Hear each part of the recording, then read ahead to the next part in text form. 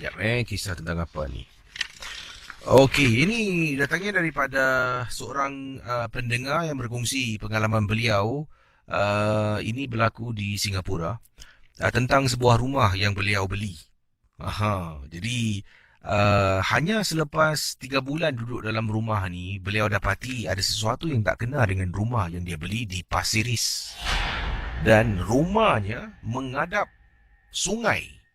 Sungai yang cukup famous di kawasan Pasir Ris. Sungai Api-Api. Kita kembali selepas ini dalam Misteri Jam 12. Selamat tengah malam pendengar Misteri Jam 12. Kiriman berikut ini datang dari Kak Nap. Kata beliau, berpindah rumah baru, Casey.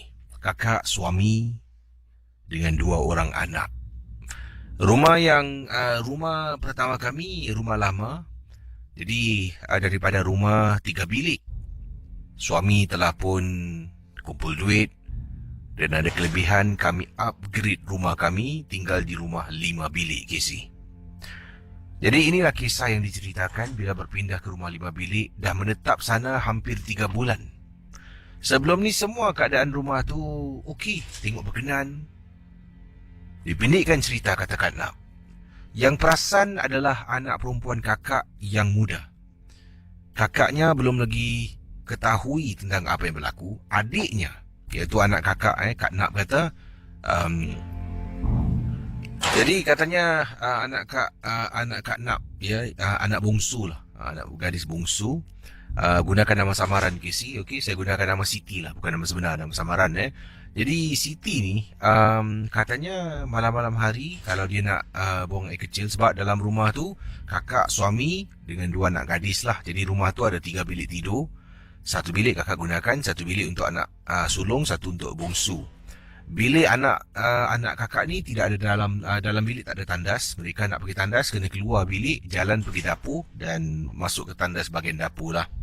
Jadi inilah pengalamannya yang diceritakan. Rumah kakak ni dekat kawasan Pasir Ris, Casey, kata Kak Nam. Dekat kawasan Pasir Ris dan juga bertentangan dengan Sungai Api-Api. Itu antara faktor kenapa kakak beli rumah ni. Sebab kakak suka, Casey, pemandangan dekat depan sungai itu. Kalau tengok tingkap boleh nampak sungai itu mengalir. Memang satu ketenangan pada kakak lah. Kakak ni lebih suka kepada alam semula jadi. Yalah, kalau nak beli rumah tepi laut ni, Casey, mana boleh mampu. Berjuta-juta harganya. Paling-paling pun tepi sungai jadilah, Casey. Jadi Kak nak menceritakan hampir 3 bulan selepas tinggal di sana, anak kakak yang bongsu ni beritahu, katanya, Mak, semalam bangun kan nak pergi toilet. Kata beliau, dia nampak ada orang duduk dekat ruang tamu. Pada mulanya, dia fikirkan kakaknya sedang duduk dekat ruang tamu lah. Dia keluar dari pintu bilik. Dia nampak ada orang tengah duduk dekat ruang tamu di sofa. Dia tu terus bergegas pergi tandas untuk buang air kecil. Kemudian dia keluar dari tandas. Dia patah balik, ruang tamu tak ada orang. Jadi, pada mulanya dia fikirkan kakaknya. Dia pun menjenguk bilik kakak. Kakaknya dah tidur. Ya, dah tidur. Kemudian dia masuk dalam bilik. Jadi, apa yang berlaku? Besok tu bila dia bangun, memang tidak sekolah, dia beritahulah saya tentang apa yang dia nampak. Dan memang kakak pun terperanjat, kata Kak Nak. Tapi kakak hanya katakan, mungkin agaknya dalam keadaan baru bangun tidur. Kadang-kadang ni kita akan ternampak macam-macam lah. Yalah, bangun tidur, mata masih gelat. Dan sebab itulah penglihatan tak jelas. Dia kata mungkin lah, Mak. Jadi apa yang berlaku setelah anak kakak kena, 2 hari Casey, kakak pula kena. Waktu tu anak 2 orang tengah tidur dalam bilik. Kejadian ini berlaku pukul 1 pagi, Casey. Pukul 1 pagi. Kakak bangun daripada katil, keluar dari bilik. Kemudian bila kakak keluar dari bilik, sebenarnya kakak nak pergi ke dapur untuk minum segelas air, kata Kak Nak. Apa yang terjadi? Peti ais rumah kakak ni adalah peti ais pintu tinggi, Casey. Bawah bahagian laci, atas adalah pintu yang panjang tinggi. Bila kakak buka pintu peti ais, ia akan menghadang penglihatan kakak. Tinggi Casey. Tak nampak. Jadi tengah buka pintu peti ais, tengah nak ambil air, kakak dengar anak perempuan kakak. Merupakan suara anak bungsu. Katanya, mana air haus. Itu anak kakak cakap. Kakak dengar dengan jelas, anda bayangkan mungkin. Tengah nak ambil sejak air, nak tuang dalam cawan, tiba-tiba dia terdengar suara, mana air haus. Kakak pun cakap, nak air apa? Tak menyaut Casey. Nak air apa? Tak menyaut. Jadi kakak pun tolak pintu, tutuplah, tak rapat. Kakak sedang memandang ke arah belakang pintu peti ais. Tak ada orang pun dekat sana. Tapi sebelum tu kakak dengar suara orang, dan rasanya macam ada orang dekat belakang pintu tu mengatakan, mana air haus. Casey, hakikatnya rumah tu ada gangguan Casey. Setelah anak kakak memberitahu, anak bongsu kakak sendiri mengalaminya. Katanya kakak telah pun mengambil keputusan untuk memanggil seorang ustaz untuk simah rumah. Begini kakak rasalah, kemungkinan dah terlampau. Katanya di sini. Baik, mohon maaf tadi saya terlompat pula muka surat. Jadi anda bayangkan kemungkinan anak gadis yang anak sulung tu lah tidak kena gangguan, tapi kakak dengan anak bungsu dah kena gangguan. Dan katanya panggil ustaz untuk simak rumah. Kemungkinan katanya akak Enam kata, mungkin bila pindah rumah baru, kakak tidak simah rumah, tidak ada upacara mungkin doa selamat ke kesyukuran. Rumah tu mungkin tidak begitu bersih. Rumahnya cantik tetapi rumah tu dah kosong agak sekian lama. Jadi mungkin ada penghuni-penghuni yang tidak diundang, guys. Jadi itulah kisah dari Kak Nap yang saya ingin sampaikan. Malah Kak Nap juga ada kirimkan gambar. Katanya dia pernah ternampak dekat ruang tamu dia ada letak meja makan. Dia pernah ternampak ada perempuan dalam keadaan tunduk, wajahnya rambut menutupi wajah. Wanita ni sedang duduk sambil menunduk, tengah duduk dekat meja makan rumah Kak Nap di Pasiris menghadap sungai api-api. Kakak tidak pasti. Jadi katanya di sini yang dikongsi sama, setelah dapat tahu rumah tu tak disima barulah dan beliau sebenarnya kata Kak Nap tidak percaya dengan nak bersihkan rumah, nak simahkan rumah. Kata beliau hanya dapat rumah, ambil kunci, pindah, dah settle, tak perlulah nak buat-buat yang tadi tu. Tapi mungkin kemungkinan katanya gangguan itu berlaku pada kakak dengan anak kerana kakak tidak bersihkan rumah itu ataupun simah rumah berkenaan. Misteri Jam 12. Berikut ini kiriman daripada Suhana. Katanya, Assalamualaikum, apa khabar Kisi dan pendengar Misteri Jam 12. Nama saya Suhana, Kisi boleh panggil saya ringkas Su sahaja. Su ingin berkongsi satu kisah peristiwa yang menakutkan. Beberapa kali bila Su hamilkan anak yang pertama, waktu tu sedang mendukung bayi Su di tingkap dapur. Su memang suka berdiri di tingkap dapur lah, dan juga sambil itu menunggu suami pulang dari tempat tugas. Dan waktu itu juga dah tinggal rumah sendiri. Hanya pada hujung minggu kadang-kala ibu Su akan datang untuk bermalam di sana untuk temankan dan nak jaga cucu. Jadi apa yang berlaku, beberapa kali bila ibu bermalam pada hujung minggu lah di rumah Su, ibu seringkali katanya di sini memarahi Su bila Su menunggu suami di tingkap dapur sambil mendukung anak yang baru dalam berapa minggu dilahirkan. Nasihat dia gini, Kisi. Su, kau jangan diri dekat tingkap. Kau tahu tak benda tu berliga-liga depan tingkap rumah kau. Anak kau tu anak yang pertama, darah manis. Saya akan toleh dan kata pada ibu saya, alah meripik lah ni semua, jangan percayalah. Kalau betul-betul hantu boleh mati, kasih orang mati, pernah dengar ke masuk berita orang mati kena cekik hantu?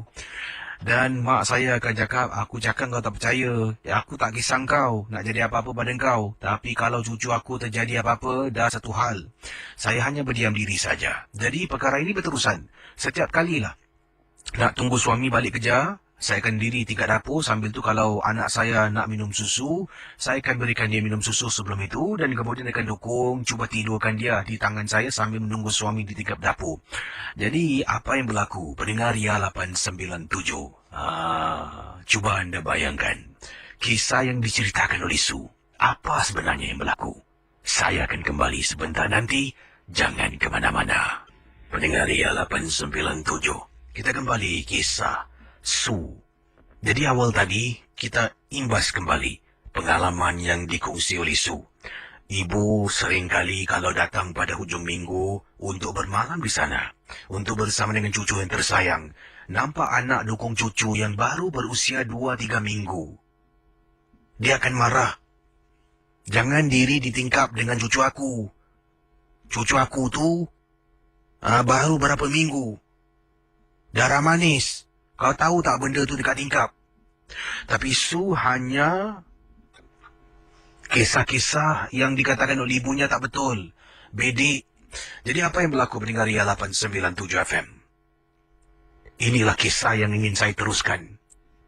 Bila ibunya tidak ada di rumah dan perkara ini berlaku pada hari biasa, bukan pada hujung minggu. Kisi waktu yang sama, saya berdiri di tingkap dapur setelah saya berikan anak saya susu badan.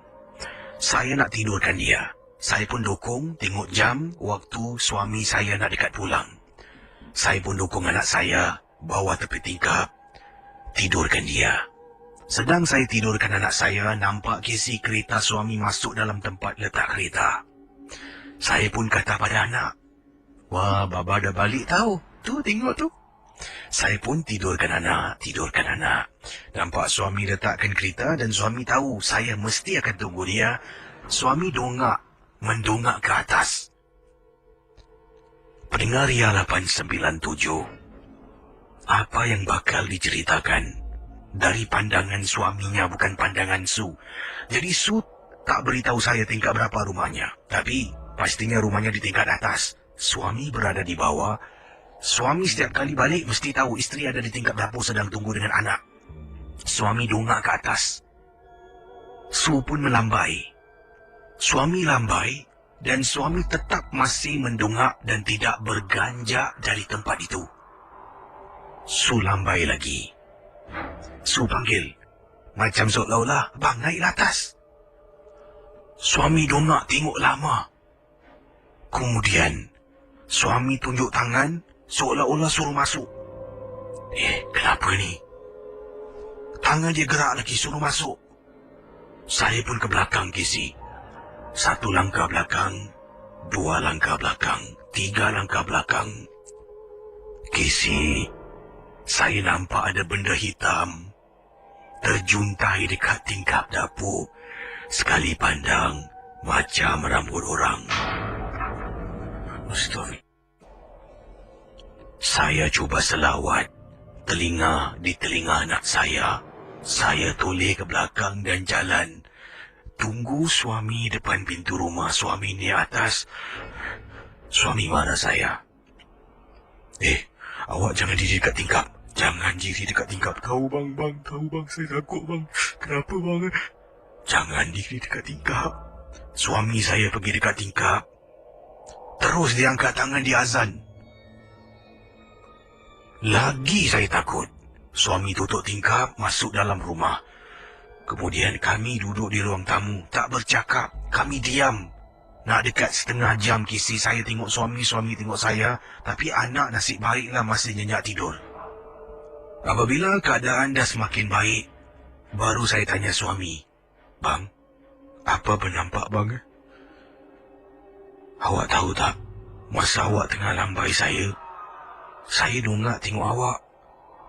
Tapi dekat tingkat atas, ada perempuan sedang sedang diri dekat tingkat dapur. Setahu saya, rumah atas tak ada orang. Saya nampak, bang. Saya nampak lampu hitam. Dah lah, awak jangan diri dekat dapur lagi, Jangan tunggu saya, Sejak hari itulah Kisi dan peninggalan misteri jam 12. Saya dah tak nak diri lagi Kisi dekat tingkap dapur dengan anak. Kadang-kadang nak terbuat sebab dah biasa sangat. Tapi setengah jalan saya tengok tingkap, saya akan patah balik. Itulah kisah yang dikirimkan oleh Suhana. Terima kasih Kisi dan juga selamat tengah malam. Kisah yang diceritakan ini datang daripada seorang perawat namanya Haji Sulaiman yang berkongsi kisah. Katanya, Assalamualaikum Kisi. Waalaikumsalam. Harap Kisi dapat baca kisah saya ini. Ini berkenaan dengan satu peristiwa yang melibatkan penggunaan media sosial. Dan harapan saya ni setelah mendengar kisah ini, kita lebih berhati-hati dan lebih rasa sensitif terhadap apa yang kita kongsi, kita gunakan di di ruang media sosial ini.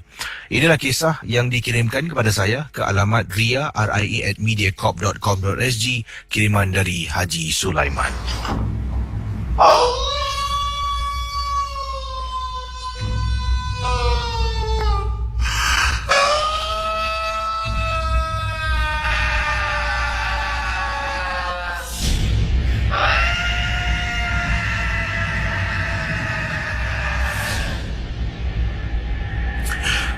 Tuan Haji, tolonglah.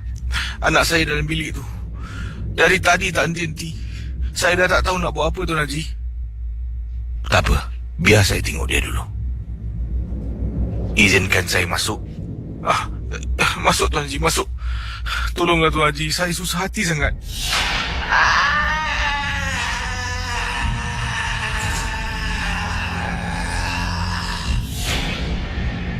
Bismillahirrahmanirrahim. Apa masalah kau ni? Apa masalah kau?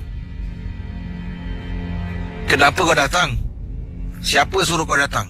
Dan apa yang kau buat dekat sini?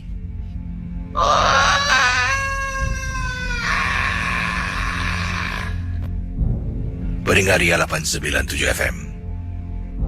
Kata Haji Sulaiman, bila masuk saya membaca Bismillahirrahmanirrahim. Kemudian saya mula soal dan tanya. Dia tak indah tentang pertanyaan saya.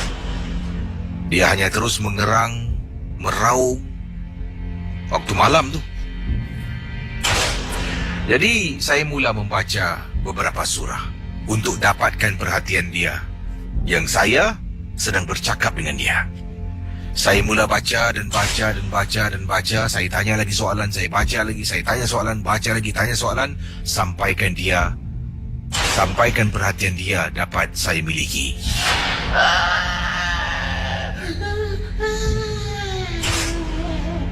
Apa kau nak, orang tua? Apa kau nak?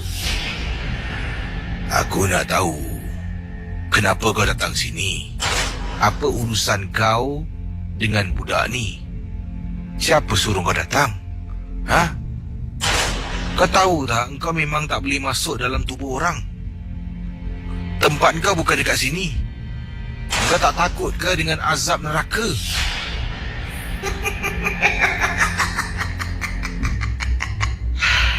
Tempat aku bukan dekat sini.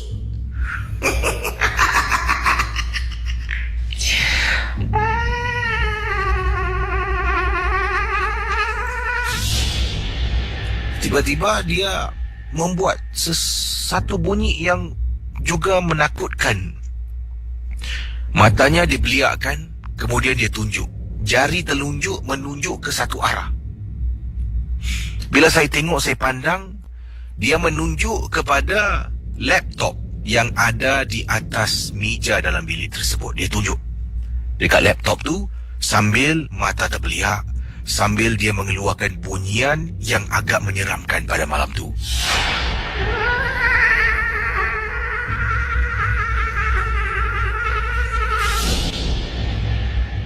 Apa? Kenapa kau tunjuk tu? Apa benda tu kena mengena dengan hal ni? Sebelum aku binasakan kau, kau keluar daripada tubuh budak yang tak bersalah ni. Kau keluar sekarang. Tak bersalah. Tak bersalah.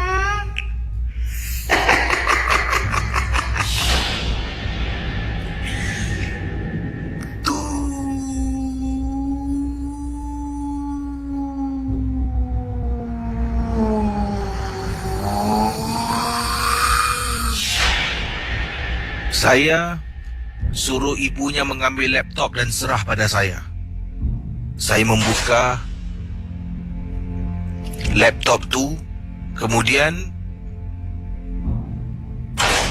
muka surat yang pertama laptop yang awal tadi dalam keadaan sleep adalah Facebook. Saya tanya dia lagi, bercakap dengan dia. Makhluk jin ni dia tak akan beritahu kita terus terang apa yang berlaku. Dia tak akan cakap, oh ni dia pakai gitu, dia buat ni. Tidak.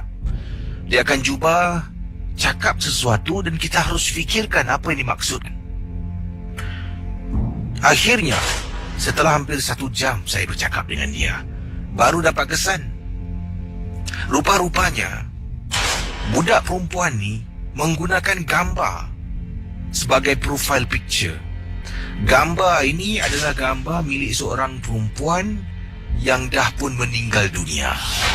Dan kebetulan perempuan ni pula, dia meninggal dunia kerana dibuat orang. Kebetulan.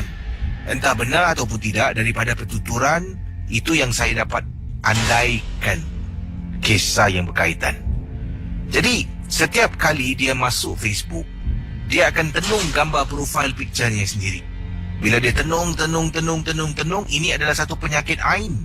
Pandangan mata ain, kata Haji Sulaiman. Secara tak langsung, memang susah nak percaya.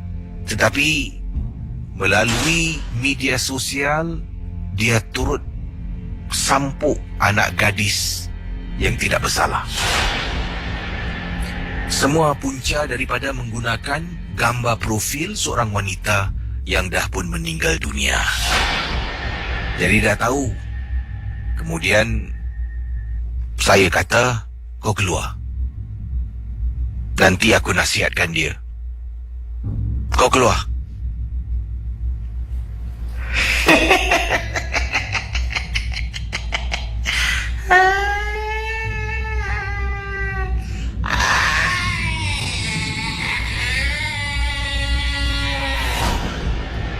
Degil kisi tak nak keluar. Tak nak keluar, saya bercakap dengan dia. Terus dah tak layan. Dah tak layan, tak indahkan saya. Saya mula membaca dan terus membaca. Sampaikan dia terpekik-pekik kisi. Dia kata sakit, dia kata panas. Kemudian suara budak ni keluar. Mak, tolong mak. Mak, tolong. Mak, tolong. Ika dah baik, mak. Ika dah sihat. Mak dia pun kata dengan saya, Tuan Haji, terima kasih. Terima kasih. Saya kata pada mak dia, awak jangan percaya tipu hila jin ni. Saya baca lagi, terus dia keluar, dia pekik-pekik dan maki hamun semua jalan terus. Saya cuba berusaha. Akhirnya mungkin dia mengaku gagal. Dia tinggalkan dan terus tidak kembali. Terima kasih dan selamat tengah malam. Kita teruskan kisah yang dikongsi sama oleh Fiza. Ini merupakan kiriman SMS. Katanya Fiza ini ringkas saja kisahnya sebab SMS ni tak boleh dikirimkan banyak sangat ataupun panjang sangat kisahnya. Tapi kata Fiza, waktu tu saya hamilkan anak yang kedua dan Fiza berkongsi sama, saya nak pulang ke rumah setelah saya kunjungi rumah ibu saya lah. Suami saya ketika itu sedang menjalani reservis selama 2 minggu dan saya kerap ke rumah mak saya yang terletak di Commonwealth. Dan kalau nak pulang ni, saya ingat lagi waktu kejadian ini berlaku. Saya sedang menunggu bas di salah satu bus stop yang agak sunyi di kawasan Commonwealth. Jadi pendengar Ria 897, waktu tengah tunggu bas seorang diri, saya tengah diri dengan kandungan dalam di perut saya ni lah, sedang saya pegang perut saya ni, tiba-tiba saya terdengar orang panggil saya. Nak. Saya toleh, sebelah kiri saya Casey, dekat ujung bus stop, ada makcik ni tengah diri dan badannya macam membungkuk sedikit. Ya cik, boleh saya bantu? Anak kau makcik suka dengan budak-budak ni, kata makcik tu. Saya tengok, makcik ni lain macam je. Dalam hati bercakap, kenapa cik? Tak ada apa-apa. Boleh makcik pegang? Katanya makcik tu kepada saya. Casey, kebetulan bila makcik tu cakap macam tu, bas saya pun dari jauh saya nampak tau, dalam perjalanan dah nak sampai. Saya angkat tangan saya tahan sambil tak nak tengok belakang, tapi belakang rasa meremang macam semakin lama semakin dekat. Bas tu sampai, saya toleh tengok makcik tu dah hilang Casey. Mustahil makcik tu boleh hilang, sebabnya sebelah kiri sebelah kanan, kalau di jalan saya boleh nampak, sebelah belakang saya adalah kawasan, boleh saya katakan macam hutan-hutan kecil. Depan tu jalan raya. Jadi macam mana makcik tu boleh hilang sekelip mata? Katanya Fiza. Terima kasih dan selamat tengah malam, Casey. Saudara, ini kisah dari seorang ibu juga. Tadi seorang pendengar kita, seorang isteri yang berkongsi. Yang ini seorang ibu yang hanya ingin dikenali sebagai Kak Julie. Katanya di sini, Casey, kakak ingin berkongsi satu peristiwa. Ini menghantui keluarga kakak. Ini pun atas kesilapan yang dibuat oleh anak kakak yang mencari naas. Beliau ni dah kemaruk sangat, mengikut kumpulan-kumpulan paranormal, sampaikan dia membuat eksperimentasi beliau sendiri. Biasalah sekarang dengan adanya internet, masuk aja internet, type aja apa yang kita nak, macam-macam laman akan tunjukkan benda perkara yang berkaitan dengan apa yang kita type. Jadi anak kakak ni telah pun pelajari sesuatu.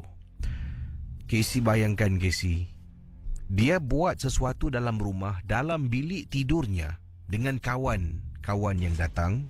Kakak tak tahu. Sebabnya kawan-kawan selalu datang, duduk, makan, buat homework, main game, nyanyi dekat dalam bilik, kompos lagu. Jadi kawan-kawan ni daripada kecil, sekolah rendah sampai ke sekolah menengah, sampai dah sekarang tu. Waktu tu mereka berada di Politeknik. Jadi memanglah kakak tak fikir bukan-bukan, sebab kawan dah lama sangat. Ada kawan barulah yang anak kakak kenal, katanya Kak Julie. Jadi anda bayangkan situasi yang dikongsi sama oleh Kak Julie.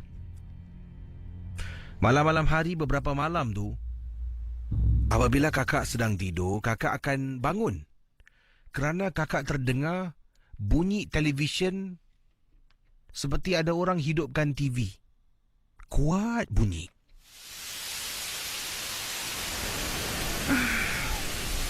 Ya Allah, siapa pula dah? Ini mesti tak nak matikan TV ni. Kakak tekan Swiss, matikan televisyen. Bayangkan pendengar Misteri Jam 12. Kemudian kakak pergi tandas, buang air kecil, keluar tandas, sama lagi perkara.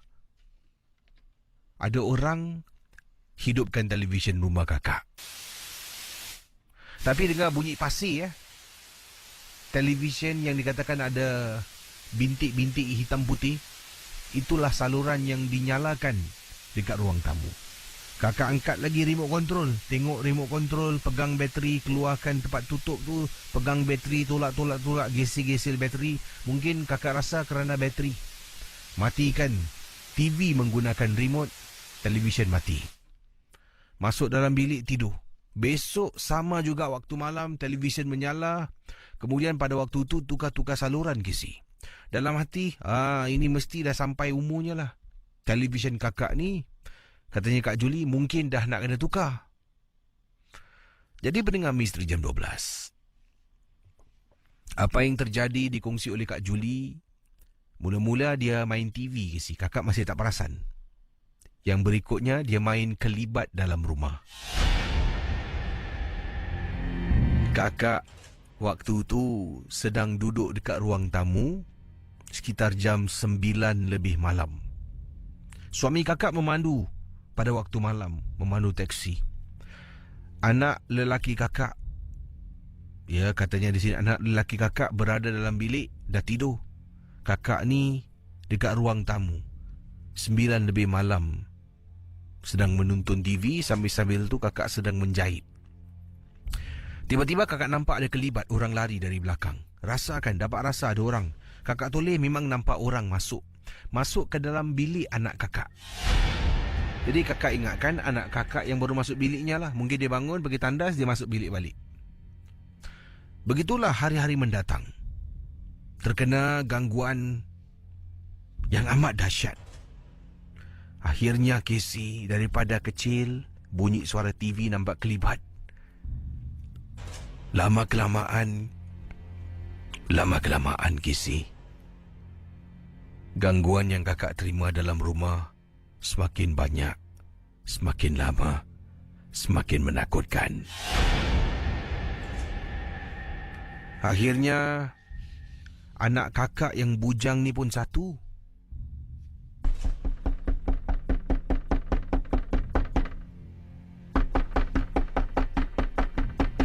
Ma.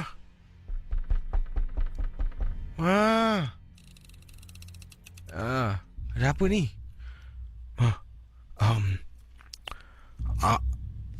Abang nak tidur dekat bilik mama boleh tak? Bang. Tidur bilik mama? Kau tu dah tua tau bang, tidur bilik mama. Untuk malam ni je, Ma. Casey, rupa-rupanya dipendekkan cerita bila kami selidik, anak kakak dia mengaku dia masuk dalam internet dengan kawan-kawan pada satu malam. Dia telah pun muat turunkan beberapa bacaan-bacaan mentera memanggil, menyeru makhluk halus. Dia tidak percaya. Dia nak cuba, katanya nak eksperimen, nak tengok betul ke tidak. Sememangnya dia tak nampak. Sememangnya pada waktu itu dia tak dapat lihat. Anda bayangkan, lama-kelamaan kakak yang kena ganggu dulu, dan akhirnya bila dia boleh melihat benda yang datang ke rumah, yang dia seru, yang dia panggil, baru dia faham. Bayangkan pendengar Misteri Jam 12.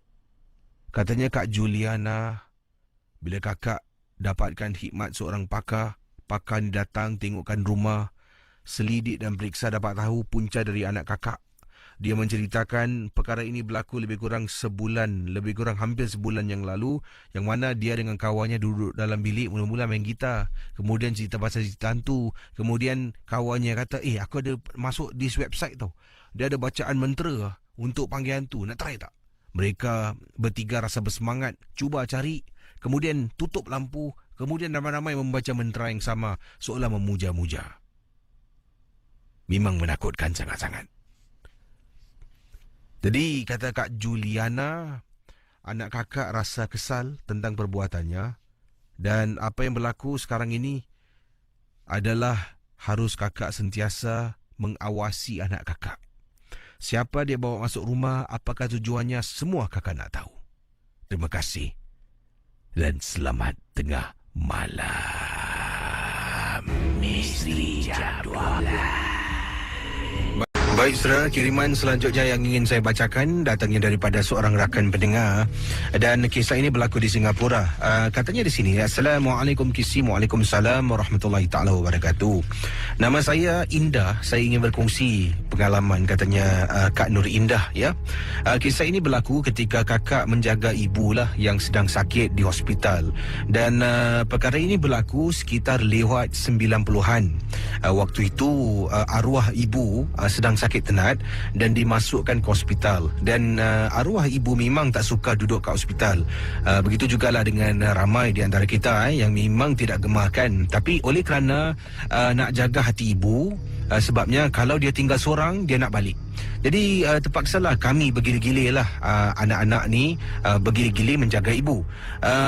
Pada waktu itu, oleh kerana kakak ni tidak bertugas, kakak ditugaskan untuk menjaga ibu, menjenguk ibu lah. Nanti pada waktu petang, datanglah adik-beradik ataupun anak-anak ibu yang lain untuk menziarahi ibu yang sedang sakit ternak di hospital. Dan ibu diletakkan dalam satu bilik ni. Bilik ini adalah bilik diasingkan, walaupun ward ibu adalah ward kelas C pada tika itu, kelas B pada tika itu, tapi hanya dia seorang saja yang berada dalam ward tersebut. Sebabnya harus diasingkan oleh kerana penyakit ibu ni, obat yang dia makan akan melemahkan dia lagi. Dari situ ia memudahkan ibu diserang pelbagai penyakit. Ibu dia asingkan daripada pesakit-pesakit yang lain. Kakak dengan ibu duduk dalam satu ward ni. Kami berdua saja. Kakak temankan ibu dari pagi, kadang-kadang sampailah waktu malam, dan kemudian akan diambil alih oleh adik-beradik yang lain. Kadang-kadang kakak temankan malam sampai ke pagi keesokan hari. Petang hari adik-beradik datang, kakak balik rumah, mandi, makan, datang balik hospital dan jaga ibu kakak untuk beberapa minggu. Jadi pendengar Ria 897, katanya akak kita ni, pengalaman yang diceritakan di sini, waktu kakak ni sedang tertidur di dalam ward ibu lah, duduk dekat atas kerusi bangku ni, dan kemudian terlelapkan mata. Bila buka mata, nampak ibu sedang baring di atas katil. Biasalah dia mempunyai antara penyakit yang ada, semput.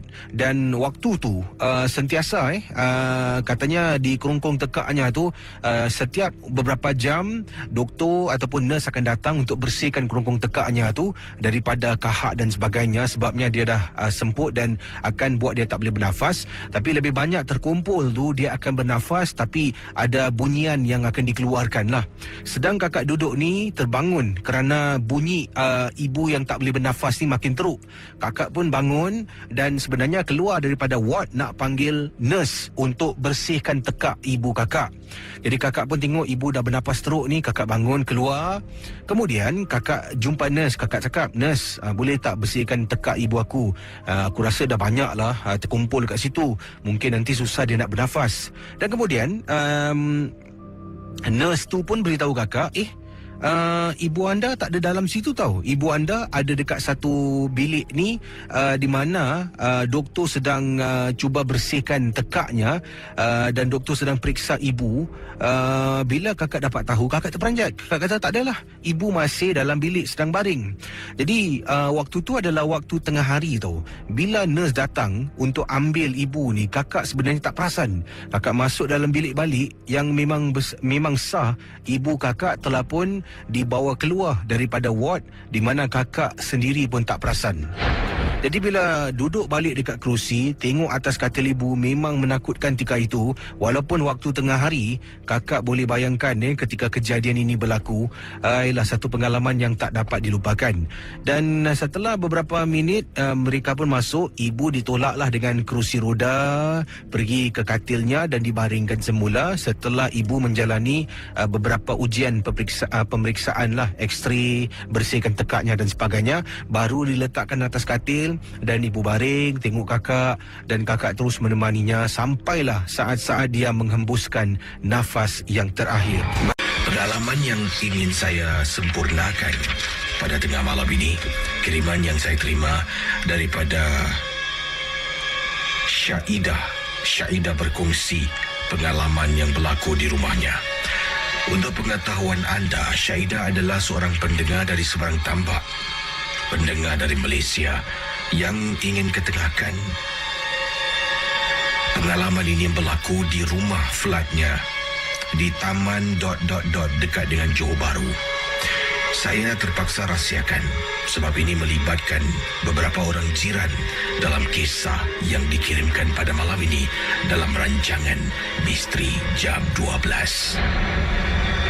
Apa khabar Casey? Apa khabar juga pendengar Ria 897? Casey boleh panggil saya Ida ataupun Syah pun boleh. Katanya Ida, pengalaman yang diceritakan berlaku di rumah flat. Sebenarnya, rumah yang saya duduk ini dah pun hampir waktu itu 3 tahun lebih. Kawasan rumah saya memang seram. Kawasan rumah saya cuma ada 6 blok flat sahaja. Dan di belakang kawasan rumah saya terletaknya hutan. Pendengar Ria 897, rumah flat yang saya diami, yang saya tinggal, katanya Ida, adalah sebuah rumah flat yang dah lama, agak buruk sedikit. Taman permainan ataupun tempat playground di hadapan rumah tu dah pun rosak ranap. Jadi kisahnya begini, sebenarnya di rumah flat yang saya tinggal, beberapa kali telah pun berlakunya kes-kes di mana ada kanak-kanak yang jatuh dari tingkat atas. Ada juga telah pun bunuh diri dari tingkat atas dan jatuh di bawah sehingga akan menyebabkan mati. Bayangkan pendengar Ria 897. Saya teruskan dengan pengalaman yang diceritakan oleh Ida. Jadi katanya Ida, bila dia duduk rumah tu 3 tahun lebih, banyak perkara pernah berlaku sebelum dia pindah dan ketika dia tinggal di sana. Antaranya pernah ada anak-anak jiran yang mungkin bermain di koridor, ibu dan ayah tak perasan jatuh, mati di tempat kejadian. Ada juga kes-kes yang mana penghuni rumah tersebut mungkin tertekan ada masalah bunuh diri. Jadi flat tu sebenarnya banyak kejadian-kejadian bunuh diri, cedera dan sebagainya yang berlaku. Tapi walaupun itu semua berlaku, tidak pernah sekalipun ternampak susuk tubuh berkaitan dengan si mati. Tidak. Sampaikan beberapa tahun kemudian, katanya Ida, pengalaman yang saya nak ceritakan ini apabila kami, saya, suami dan juga beberapa penduduk dapat tahu di flat yang kami tinggal, pasangan tua suami isteri. Mereka suami isteri adalah pengamal ilmu perubatan, pengamal ilmu hitam. Sampaikan bila mereka duduk di sana, mereka tahu tentang keadaan flat yang lama yang buruk ini. Mereka telah pun ambil kesempatan untuk memuja roh-roh yang telah pun dikatakan meninggal dunia. Jasad-jasad yang meninggal dunia, memuja roh-roh si mati untuk datang dan menjadi khadam kepada dua suami isteri ini. Pada mulanya, bila mereka berpindah, tidak ramai orang tahu. Dan tidak ramai orang tahu juga siapakah sebenarnya pasangan suami isteri ini. Katanya Ida, pengalaman yang tak dapat dilupakan. Saya ingat lagi, Gisi. Saya balik rumah saya di tingkat 7. Naik lift bersama dengan pasangan dua orang tua. Bila saya masuk ke dalam, mereka dah ada di dalam. Saya senyum, mereka tidak senyum balik. Saya tekan tingkat 7. Saya tengok lampu lain tidak menyala. Saya pusing ke belakang dan saya bertanya, "Makcik, tingkat berapa?" Dia diam. Kemudian suaminya yang tekan sendiri nombor. Dalam hati saya, sombong betul pasangan kedua-dua orang tua ni. Jadi mereka tinggal di tingkat 9. Saya tingkat 7. Tingkat 7, pintu terbuka, saya keluar. Dan pasangan ni terus naik ke atas. Itulah pertama kali saya nampak mereka. Saya beritahu suami, katanya Ida, tentang pasangan ini. Dan suami pun mengatakan, "Sudahlah, awak ni orang tu mungkin baru pindah sini, tak kenal sangat. Nanti lama-lama baiklah tu jadi kawan." Jadi pendengar Ria 897, beberapa hari kemudian saya nampak lagi dua pasangan ini. Tapi bila saya nampak mereka sedang tanam sesuatu di belakang flat rumah kami. Dua pasangan orang tua, saya baru balik dari tempat tugas, sedang berjalan naik tangga nak pergi ke flat rumah saya. Saya nampak dari jauh ada orang. Satu dengan cangkul, satu lagi sedang pegang barang. Saya tengok, perhatikan mereka. Apa pula kedua orang tua ni nak buat? Korek tanah malam-malam dekat belakang rumah. Mesti ada benda tak kena ni. Jadi saya dengar sedang berjalan, katanya Ida, saya perhatikan. Lalu mereka pusing belakang tengok sana, tengok saya. Muka dan wajah isterinya seolah-olah dalam keadaan bengis, marah kerana saya ni kepo nak memandang ke arah mereka. Rakan pendengar Ria 897. Selepas kejadian malam itulah, banyak gangguan berlaku. Sampai ke depan rumah saya beberapa kali dengar bunyi telapak kaki orang berjalan, berlari, bunyi loceng kaki seperti orang mengenakan gelang kaki. Juga gangguan-gangguan yang lain yang diceritakan oleh beberapa jiran. Penampakan Kisi, perempuan Cina yang tinggal di tingkat atas, yang dah pun mati meninggal dunia kerana terjun diri. Semua penduduk di blok itu, blok sebelah, tahu tentang wanita Cina yang bunuh diri. Tapi kebelakangan itu, setelah pasangan ini tinggal di blok kami, berpindah di blok kami, kelihatan kelibat wanita yang dah disahkan mati. Siapa yang tak takut? Rakan pendengar Ria, akhirnya bila selidik, biasalah bila duduk dekat rumah macam tu, telinga tembok semua boleh bercakap. Sampai ke telinga saya, sampai ke telinga suami, memberitahu bahawa pasangan tua, suami isteri ini adalah pengamal ilmu perubatan, ilmu hitam. Mereka tinggal di flat kami ada matlamat untuk memuja roh-roh yang meninggal dunia dekat kawasan itu. Betul ke si? Jadi, ramai orang tidak puas hati sebenarnya.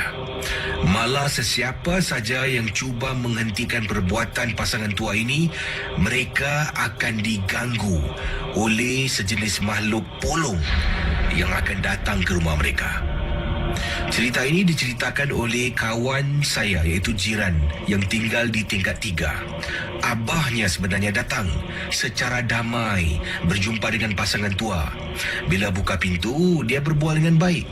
Tapi pasangan tidak boleh terima. Malam hari, bila abahnya sedang tidur, bunyi orang ketuk pintu. Kawan saya ni yang bangun buka pintu depan rumah. Nampak Kisi, perempuan berpakaian bajunya habis, berlumuran dengan tanah liat. Wajah terkopak-kopak, rambut tidak terurus, mata terbeliak. Kawan bila nampak buka pintu terus terjerit dan pingsan di hadapan rumahnya. Saya akan bacakan kisah pada malam ini. Ini kiriman daripada Muhammad Azlan, berkongsi pengalaman beliau. Selamat tengah malam Casey, juga para pendengar misteri jam 12. Oh, ini dah pernah saya baca, mohon maaf, salah email. Ini kiriman daripada Fifi.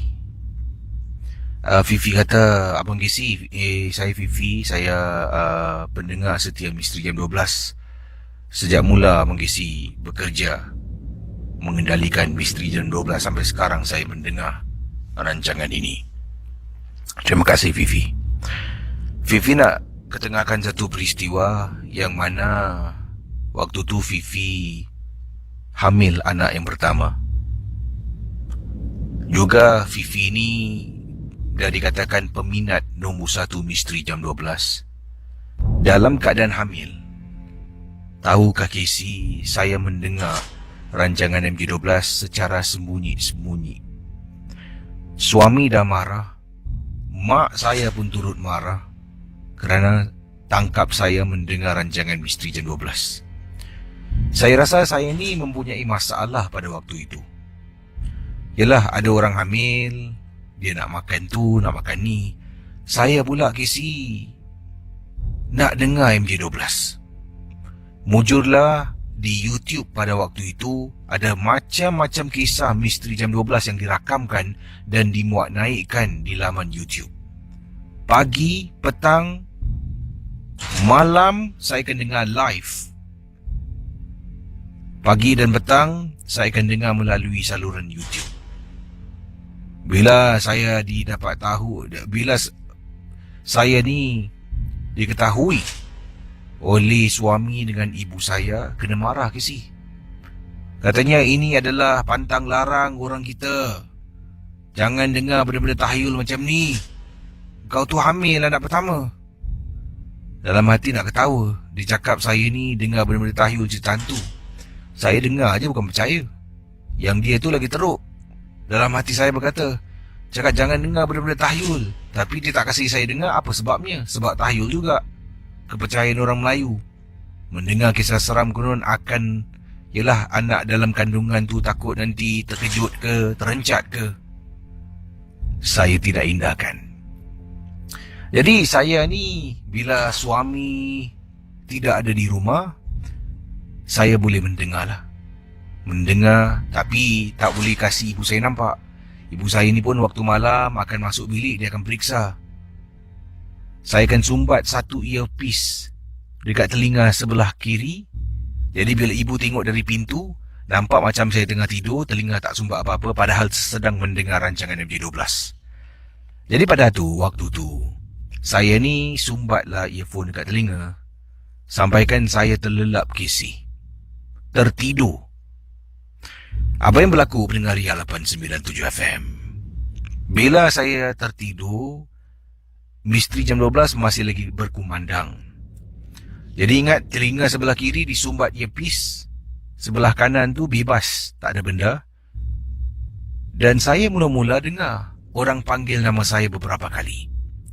Saya buka mata, saya tengok dekat pintu bilik tutup. Bilik saya tak ada orang.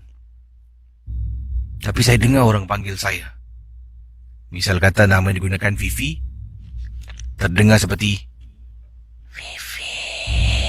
Kebetulan Casey, saya terbangun. Dalam hati tertanya, betul ke tadi aku macam dengar orang panggil nama aku ni? Mungkin tidaklah. Kali kedua bila dengar suara halus tu memanggil nama saya, baru rasa takut dan terperanjat. Saya cabut earpiece. Tak dengar MJ12 pada malam tu. Malam-malam berikutnya Casey, rupa-rupanya yang panggil tu betul, saya dengar. Tapi dia ada dekat tingkap bilik Casey. Sebab saya tahu dia dekat tingkap bilik, bukan saya nampak. Tidak. Akan tetapi, mak saya. Waktu tu dekat tingkap bilik, ini merupakan keesokan hari lah. Sedang baca sesuatu, sedang buat sesuatu. Kemudian saya tanya pada mak, mak pun beritahu. Mak tanya, Fifi, pernah tak engkau rasa macam semacam tengok dekat tingkap? Mak dah letak langsir. Sebab langsir dalam bilik saya adalah langsir D curtain. Cahaya matahari boleh masuk, boleh nampak luar. Jadi mak saya buka, mak saya kata tak apa, pakai night curtain. Nak tidur malam, tarik langsir night curtain, jadi tak nampak terus. Saya tanya kenapa, dia mati-mati tak nak beritahu. Akhirnya dia beritahu. Katanya satu malam tu bila mak saya masuk tengok saya nak tengok saya dengar misteri jam 12 ataupun tidur. Saya sedang tidur tapi masih sumbat earpiece. Mak saya terperasan dekat tingkap bilik macam ada perempuan sedang menjenguk. Selepas waktu itulah mak saya pergi dekat tingkap bilik. Dia berdiri, katanya dia membaca surah Ayatul Kursi. Kemudian barulah dia tukar langsir keesokan harinya dan dia turut merasakan kehadiran sesuatu dekat tingkap tu amat dapat dirasakan. Saya tak pasti adakah kerana saya mendengar rancangan ini ataupun memang secara kebetulan. Baik saudara, kisah berikut ini saya nak ketengahkan. Ini berkenaan dengan kejadian yang berlaku di kawasan Sengkang di Singapura. Jadi kiriman daripada Nurwandi. Waktu tu saya ni sebenarnya baru balik kerja. Jam 1 pagi saya dah letak motosikal di tempat letak kereta bertingkat. Kemudian saya nak jalan keluar daripada multi-story car park. Tiba-tiba saya nampak ada 3 ekor anjing. 3 ekor anjing dalam keadaan resah gelisah. Tidak henti-henti daripada katanya anjing tu menyalak. Dan kata beliau, kata Wandi, bila saya nak keluar dari car park, daripada tingkat atas tu saya dah nampak ada 3 ekor anjing sedang menyalak pada malam yang disebutkan ataupun pagi yang disebutkan. Jadi saya pun tawakalkan diri, saya turun ke bawah dan 3 ekor anjing tu masih ada. Saya terpaksa buat pusingan jauh untuk elak daripada bertembung dengan 3 ekor anjing yang ada di luar tempat letak kereta di kawasan rumah saya di Sengkang.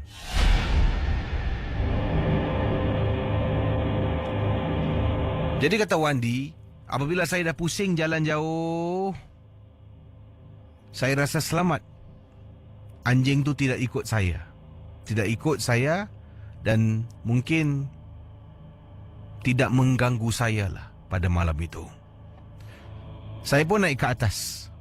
Naik ke atas dan bila sampai rumah teringat pula yang saya lupa sesuatu dalam kotak yang beliau lupa sesuatu yang diletak dalam kotak ya di box motosikal. Jadi dia kata Wandi saya terpaksa turun ke bawah balik Casey. Turun ke bawah pergi ke kapak untuk ambil barang saya yang saya lupa.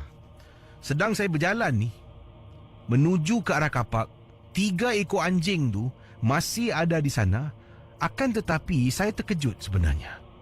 Terkejut dan terperanjat apabila 3 ekor anjing yang sedang buat bising pada pagi itu ke arah satu sudut yang mana di situ saya ternampak dengan jelas ada perempuan dengan rambut panjang baju putih dekat multi-story kapak di estate perumahan saya di kawasan Sengkang.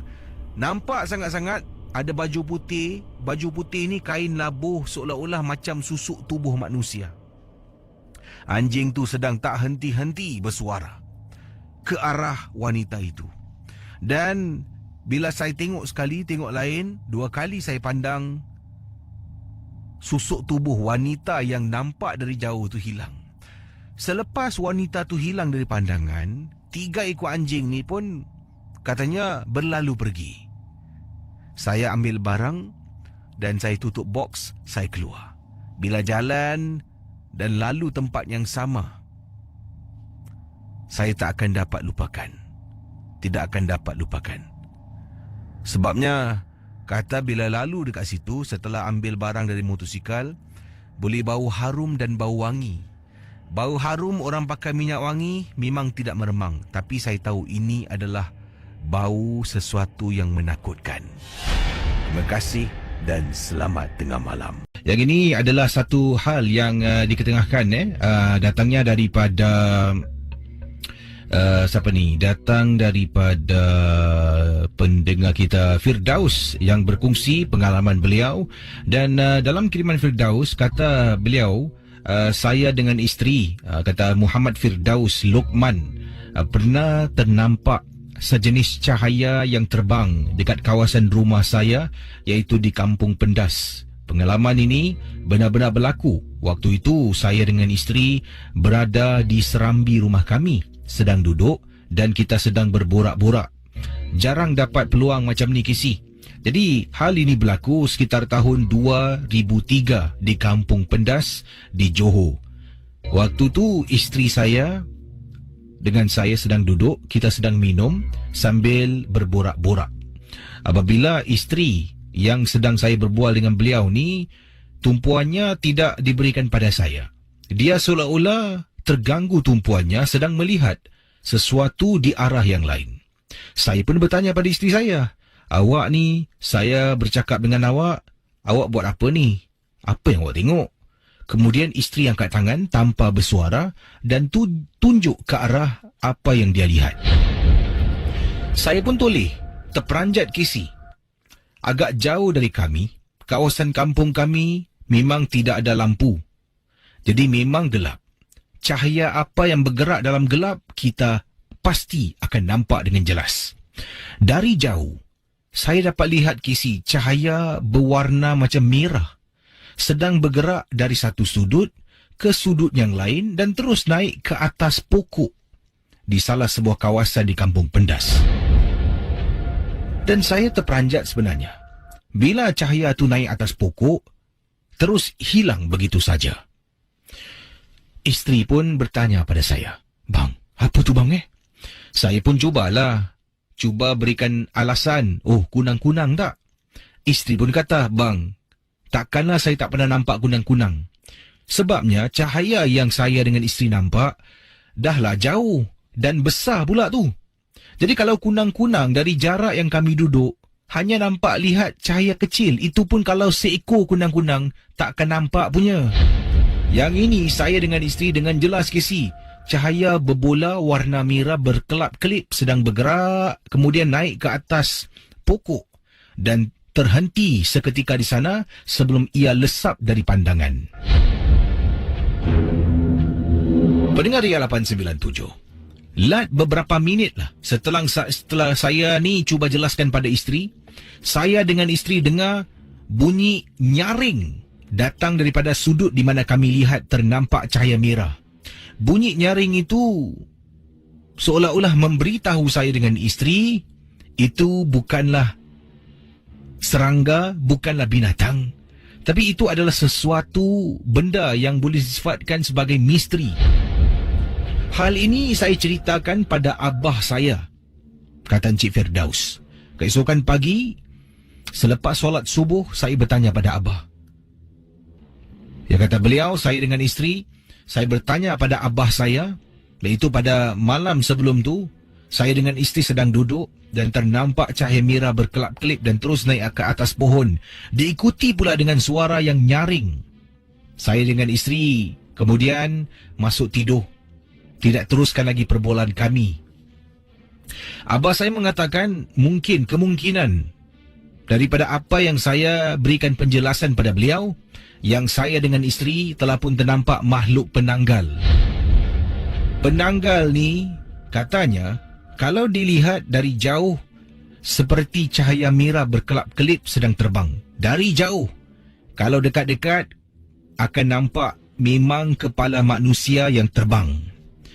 Jadi bunyi nyaring tu pun sama. Sebabnya makhluk penanggal kalau dia terbang, dia akan mengeluarkan satu bunyi yang tajam. Hal ini pernah dialami oleh abah saya ketika dia muda. Sebab itulah ada rumah-rumah yang mempunyai kolong di bawahnya, mengikut apa yang dijelaskan oleh abah saya, kata Firdaus. Rumah-rumah kampung yang ada kolong di bawahnya dan rumah tu ada anak kecil yang baru dilahirkan ataupun isteri yang hamil. Nak ketika isteri nak melahirkan, di rumah tersebut di bawahnya lantai itu akan diketuk dengan paku supaya makhluk penanggal tak boleh terbang melalui bawah rumah. Kalau dia terbang akan tersangkut usus-ususnya dan akan mencederakan makhluk tersebut. Sebab itulah kata abah saya, penanggal ni takut dengan benda-benda yang tajam. Takut dengan paku, pokok lidah jin, pokok lidah buaya yang boleh digunakan sebagai satu perhiasan. Letak dekat pasu, letak dekat tepi tingkap. Confirm dia takut nak masuk. Entah benar ataupun tidaklah. Terima kasih dan selamat tengah malam.